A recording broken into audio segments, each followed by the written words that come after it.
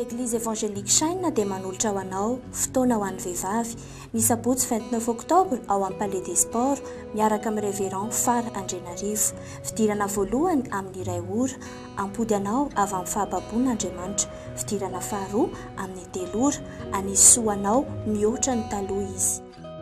Famaranana fito alahady 30 octobre ao amin'ny Palais des Sports anasana antsika rehetra tsy hakanavaka miaraka amin'ny Bishop Patrick Andrianarivo mitondra ny lohahevitra hoe diloilo vaovao. Misy fidirana telo ny maraina amin'ny 9 ora sasany, amin'ny 7 ora sasany ary amin'ny 10 ora sasany. Ny hariva kosa indray amin'ny 2 ora sasany. Amboaridiny izao ary ny fandaharam-potoananao tongava manana anjara fa tsy afaka ny tsy hiova ny fiainanao, tsy mitory tsy misy porofo izahay.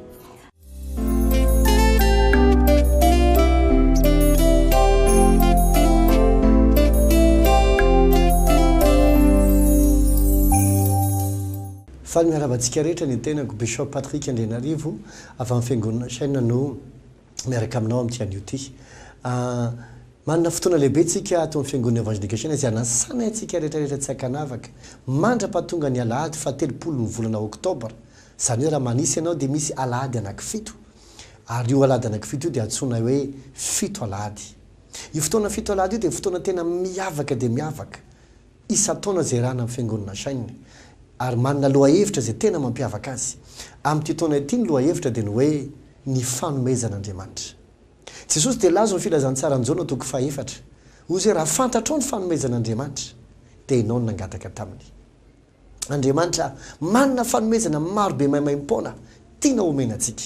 Ary ny boky ny Korintiana 2:2 no milaza an'izany. Fa ny fanahy masina ozy izy no mampafantatra antsika ny fanomezan'Andriamanitra amin'ny Baiboly tena mihitsy dia hoe reo fanomezana marobe izay maimaimpona. Be ny zavatra mety efandraisinao fa maro ny zavatra mbola tian'Andriamanitra omenanao. Tsy voatery resaka materiel fotsiny fa milafy ny rehetra mihitsy. Na ara-panahy, zava-tompoko, na ara-panahy, na ara-tsaina, na ara-pitsepo, na ara-batana, na ara-bola, na ara-pitiavana, na ara-tokantrano, na amin'ny asa, na amin'ny fianarana, indrindrindrindra, na amin'ny fanompona, na amin'ny asa fanompona. Be ny zavatra tian'Andriamanitra omenantsika. Izay zavatra no resantsika mandritra ny fito alahady ary inoko tanteraka fa ao amarin'Andriamanitra amin'ny famantarana sy ny fahagagana lehibe maro ny teny rehetra izay horenesinao. Tongava maro amin'izany. Manasanao zay amboariny programanao. Tongava ny fiangonana Chaina araka izay kekanao indrindra era Madagasikara sy ny eto Antananarivo. Ny eto Antananarivo dia ao amin'ny raiksa sy ritsy andohana Analakely. Amin'ny 9 dia amin'ny 7 sasany, dia amin'ny 5 dia amin'ny 10 sasany, dia ny atoandro misy amin'ny 12 sasany sy amin'ny 2 sasany, ary ny hariva dia amin'ny 2 ora sy sasany. Ao amin'ny raiksa sy ritsy ary laskarpa andohana Analakely. Misy koa ny fiangonana Chaina iny Tanjombato izay amin'ny 9 sasany sy amin'ny 8 sasany ary amin'ny 10 sasany. Ny atoandro dia amin'ny 2 sasany fa ny hariva kosa dia amin'ny 2 ora sy sasany. Izay fotoana amin'ny miracle spécial. Marobe ny fiangonana Chaina erina Antananarivo. Misy ny eo Anosibe, misy ny eny Ivanja, ary misy koa misokatra ny eny Manakambahiny, ny eny Ampasapito, misy ihany koa ny eny Bypass, misy ihany koa ny eny Sabotsinamehana izay manomboka misokatra amin'ny fotoana ny fito alahady. Misy koa ny eny Mahitsy manasa antsika rehetra ho avy. Marobe ireo fiangonana erina Antananarivo izay ahafahanao manantona. Raha tsy hitanao dia afaka miantso ny telefônina izay hitanao eo amin'ny fahitalavitra ianao fa vonandray anao amin'ny mpitiavana izahay. Dia tsika ary anaraka ten'Andriamanitra fohy amin'ity anio ity izay noko tanteraka fa ahasoanao ampiakatra ny finoa sy ny fanantenanao ary hifaran'ity fandaharana ity dia hoy ianao hoe tena tsy miova tokoa Jesosy.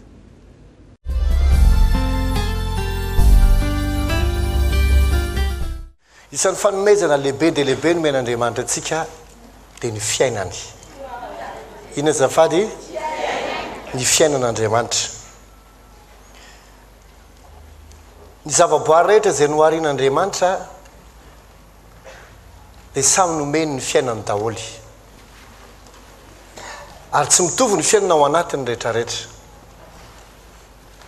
Tsy mitovy mihitsy ao anatin'ny masoandro sy ny volana ary ny kintana. Tsy mitovy ny amin'ny vorona sy ny biby. Tsy mitovy ny amin'ny hazo sy ny rano. Tsy mitovy amin'ny antsika olombelona. Samy manana ny karazam-piainany ireo. Ary izay karazam-piainany izay no mahatonga azy miaina araka izay iainany ahitanao azy.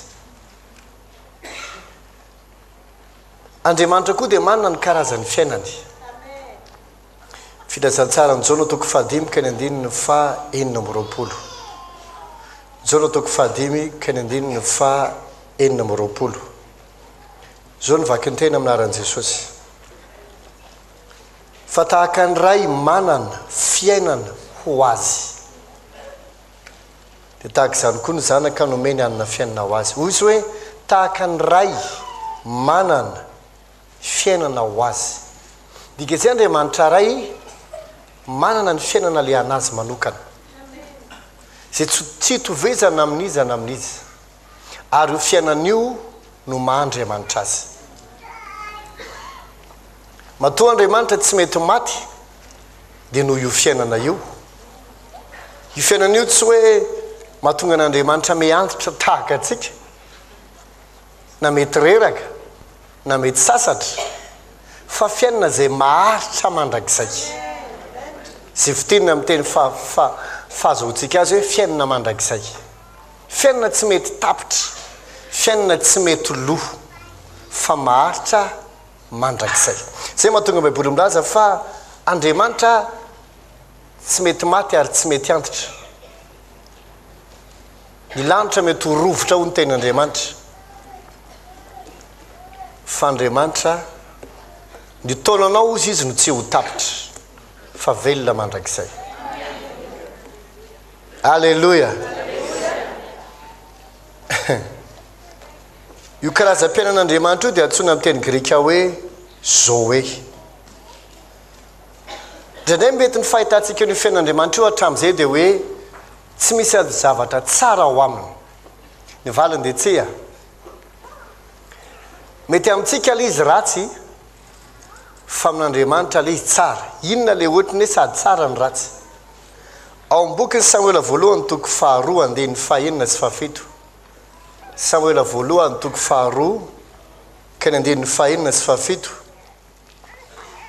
dia tahaka izao andriamanitra tahaka izao ny fiainanao aminy hoy izy jehovah no mahafaty sy mahavelona izy no mampidina ho any amin'ny fiainatsita ary mampitsangana jehovah no mampalahelo sy mampanankarena izy no mampietry sy mampisandratra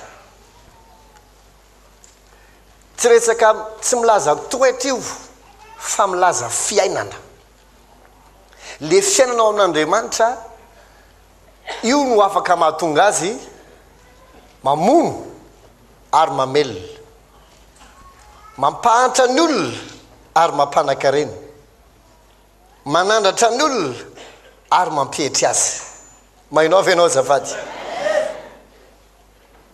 dia tahaka izay koa amin'ny fotoana raisinao io fiainan'andriamanitra io dia io koa ny zavatra mitranga afaka mamono ianao ary afaka mamelona afaka mampietry ianao ary afaka manandratra mainao avy ianao azafady afaka mampahantra ianao ary afaka mampanankarena satria zay io fiainana io le fiainana zany tsy hoe manome fiainana fotsiny dia tsy misy fahafatesana taloha dia mieritreritra hoe tsisy fahafatesana ao anatin'io fa ny tena maro ny fiainana io ihany no mahatonga azy afaka mamono olona satria andriamanitra mamono ary izy koa no mamelona andriamanitra koa afaka mampietry olona ary izy koa afaka manandratra tsy resaka fahaiza manao fotsiny zany fa hery fiainana ao anatiny matoza sy ianao mety maty dia no le fiainana zay ananatsika mainao avy ianao azavady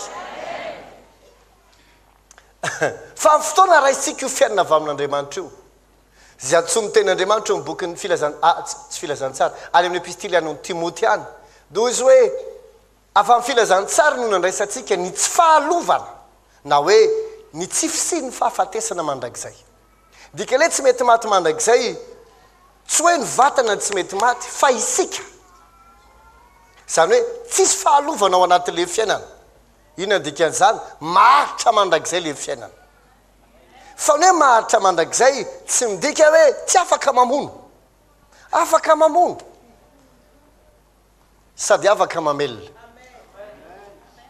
ty misy zavatra anankiray tiako ho azonao baiboly dia milaza mibokin'ny romana toko 7 fa tsy misy fahefana raha tsy avy amin'andriamanitra tsy misy fahefana na inona raha tsy avy amin'Andriamanitra. Amin'ny teny hafa izy dia tsy misy hery raha tsy avy amin'Andriamanitra. Andriamanitra no loharano ny zavatra rehetra, izy no niaviny ny zavatra rehetra, izy no hiafarany ny zavatra rehetra. Izy koa no antony ozy ny Baiboly. Mety makarary ny saintsika ty nefa zao ny marina. Niza manana hery.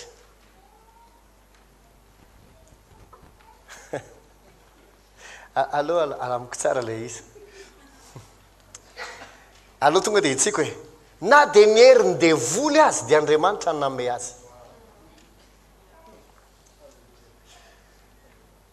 Devoly na Lucifer dia anjely no harian'Andriamanitra.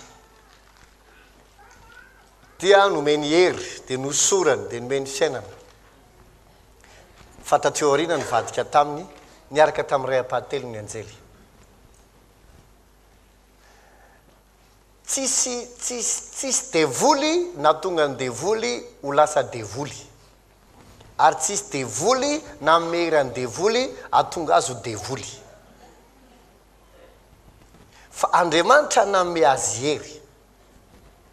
Fa rehefa nivadika tamin'Andriamanitra izy dia nazeran'Andriamanitra. Fa ito ny zavatra indray taditsoa azontsika.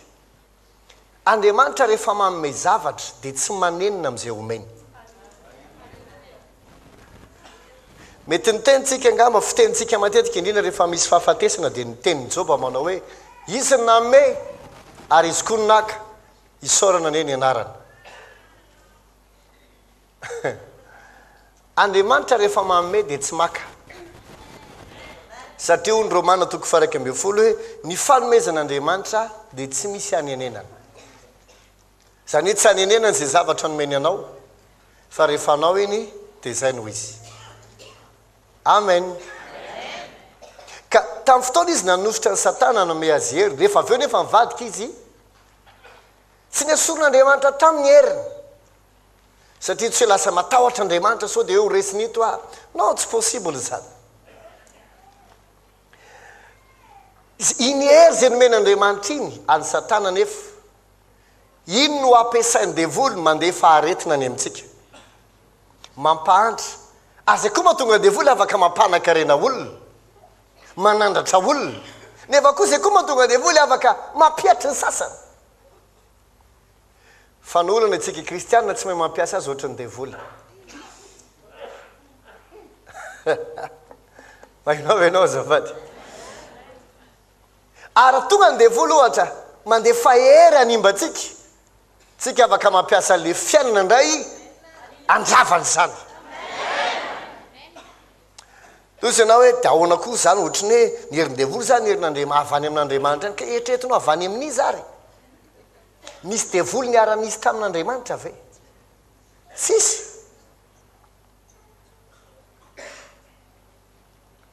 Toy ianao ka ny devoly tsy tokony manana hery intsony. Raha maty Jesosy dia voalaza ny ten'Andriamanitra fa nidina teny amin'ny fiainantsika dia naka ny fanapahana sy ny hery ny voninahitra tany amin'ny Satana. Io fanapahana sy azy voninahitra io tsy le an'Andriamanitra akory. Taiza moa Satana ny naka izay an'Andriamanitra. Fa le nomen'Andriamanitra ny olombelona. Sy natonga ny olombelona hanapaka ny zava-drehetra no harian'Andriamanitra. Fa saingy izao ny fitahan'ny Satana izy dia lasa ny Satana ny fahefana sy ny voninahitra. Satria nosatroan'Andriamanitra voninahitra raha olombelona, fa rehefa fitahan'ny devoly izy dia lavo ary lasa ny Satana ny fahefana sy ny voninahitra. Fa Jesosy nidina tany amin'ny fiainantsika, nandraisy azy, naka tany aminy hatramin'ny fanalahidiny fahafatesana. Tsy magaga raha ho ny ten'Andriamanitra ho sisy Paoly hoe fa samy atsika na ny fiainana na ny fahafatesana. Mahinao avy ianao azafady. Samy atsika na ny fiainana na ny fahafatesana. Dikan'izany isika afaka mamono ary afaka mamelona. Sika afaka mandrava ary afaka manangana. Afaka mamboly ary afaka manongotra. Afaka mapetry ary afaka manandratra. Afaka mapahatra ary afaka mampanakarena. Tsy haiko na ianao le resahako na tsika. Zay le karazam-piainan'Andriamanitra izay tian'Andriamanitra omena antsika.